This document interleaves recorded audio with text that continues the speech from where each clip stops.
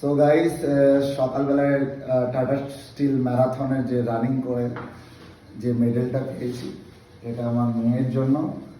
ঠিক আছে, ও বড় হয়ে একজন স্পোর্টসম্যান হবে, একজন ভালো মানুষ হবে, একদম শক্তিশালী এবং পাওয়ারফুল একজন মানুষ হবে, তাই তো মামা?